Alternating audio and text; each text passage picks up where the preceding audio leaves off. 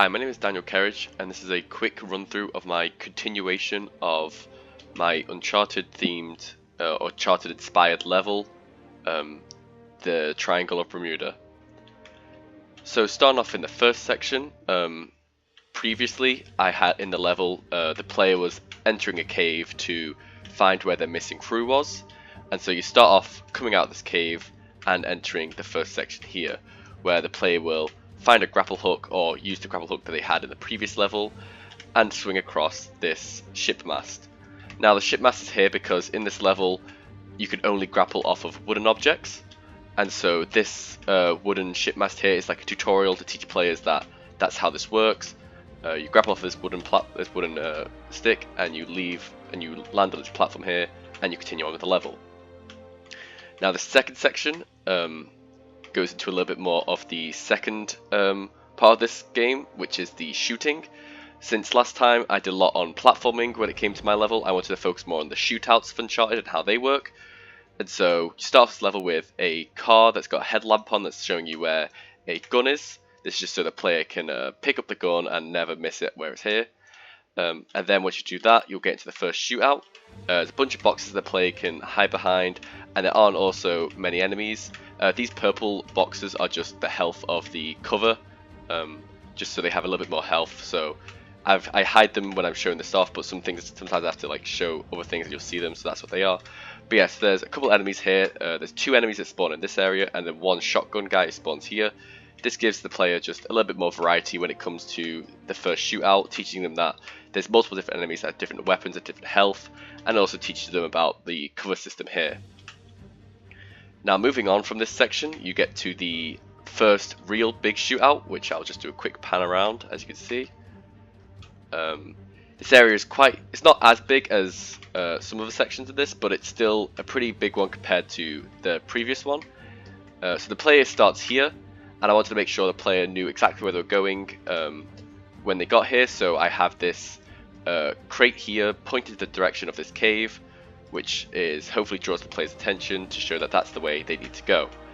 Now when coming here, there's a lot more enemies that spawn here, some shotgun people, some pistol people, and also there's a new guy up here, which is a sniper guy who is going to be up here giving you a bit of trouble that you might want to take out. But right now, you will go through here and try to take the enemies out. You also have a bunch more trees that are wooden that the player can use to grapple around. So you can grapple around this area as much as you want, try to get an advantage on a high ground and all that. There's also a few hidden secrets. Now in this game, I didn't want to have a collectible be a secret because I felt like that went against the fast-paced nature of the shootouts, like having to hide and trying to find a collectible wouldn't really work. And so I instead had secrets being different guns and ammunition. So you can see if you go through this container here, you'll find this little area that you could use as a vantage point to maybe snipe some people.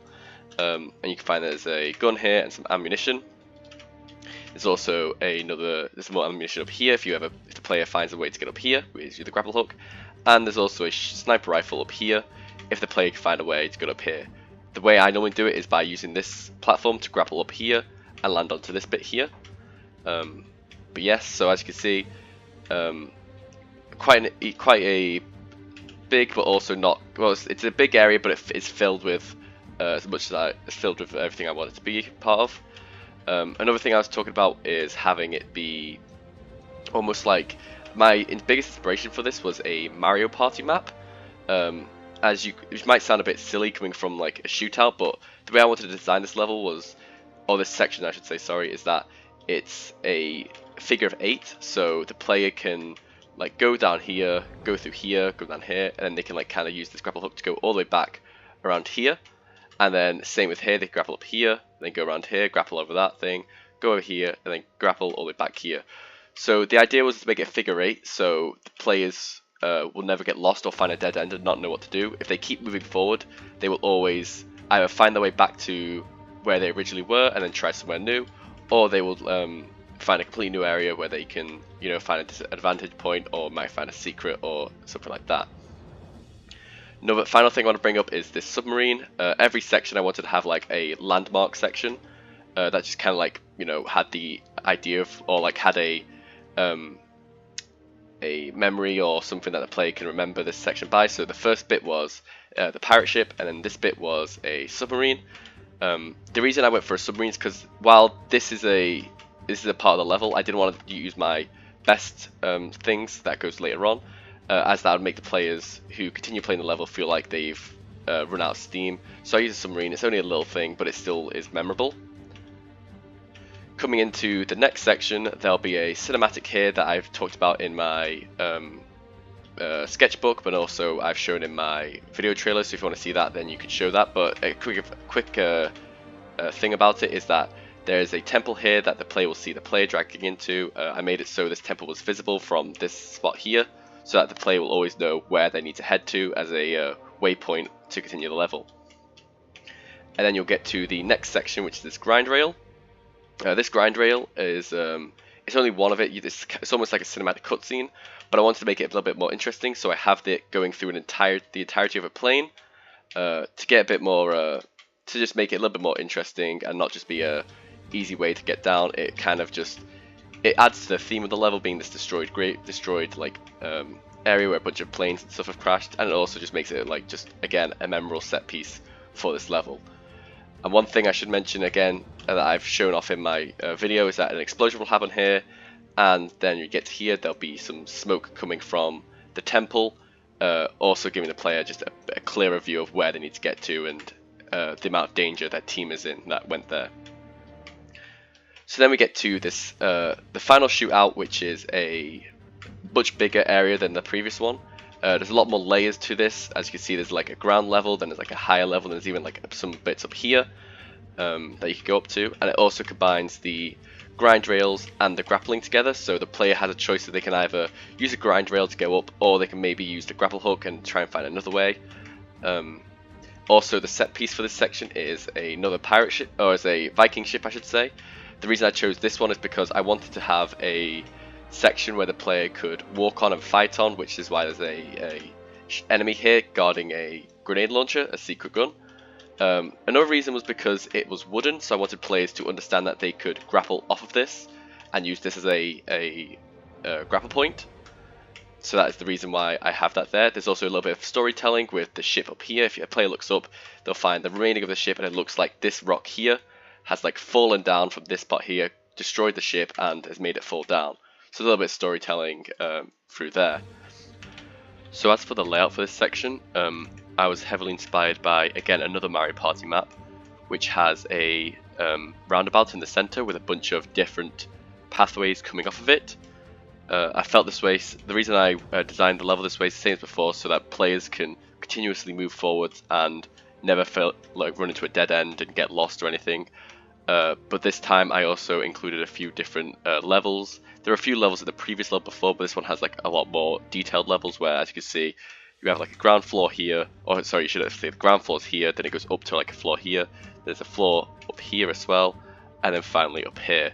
So having this like roundabout that leads to different levels but also different directions, I just felt like it incorporates the not getting lost that I was trying to get on the previous level, but also the different levels add to the grind rails and the grapple hook pretty well, as unlike before, as I mentioned in my previous sketchbook, my level was supposed to be this massive tower and the player would have to like climb up it, but through playtesting by myself I found that wasn't fun, but just having it so you have a little bit to climb up seems to be alright, so I did it that way, and yes, that's the end of that bit. So moving on from this section to the last, or like one of the last sections, we have the temple. Normally there's smoke coming out of it, it just doesn't show an engine, but in game there's smoke coming out of it to like show the player where to go. And when you get into the temple, as you can see, there's rocks blocking the way that you can see has fallen from the roof here, and there's also a rock blocking the window. So your only way is to go through this window, and I've signposted it by having some staircases with these blocks and the torches that I've lit, and on this side the torches aren't lit. So it just draws the player into this window and they climb through it and get to the final showstopper. So the final showstopper is probably better to be shown through video rather than me just talking about it, but I'll explain it anyway. So it's a massive grind rail where the player has to jump between the two, somewhat like the new Ratchet and Clank games, or maybe like Sonic the Hedgehog. And to show off the mechanic of that you can switch between the two, I have this big long grind rail here with the spikes at the end that the player will always be able to see once they get here, and a parallel vine, so the player will indicate, oh, I need to get, that's danger, I need to find a way across, and they'll just jump across and get to the next section, which is the same thing, only this time they have to do it twice. So they'll jump from the first vine to this vine, and then this vine to this vine, to show off again, just adding to the challenge of this section. Then they'll go through this window, which is important because it shows that they can go through windows on vines. Then they'll go up here and find this grapple hook crate, grapple onto it, swing across. The terrain here is funneling the player into this vine here, and they'll get to here where there's like this big final showstopper piece with this like ruined temple that's like crashing all over the place. Jump across here, go through another temple and come out the other end, and when you get to here you'll see that there's another spike pillar here. Jump across, they go up here, swing across these crates, and then finally get to the final section. This section is heavily inspired by the minecart level High Tide run, I think it's called, from Donkey Kong Country Tropical Freeze, where there's 5 grind rails and a bunch of obstacles in the way that the player must jump between. Only this time, instead of just having just the regular spike pillars, you have the temple to add some detail to it, so the player could like slide through these temple walls here, and then slide through maybe this one here as well. So it's just to add a bit more detail of this theming to this level.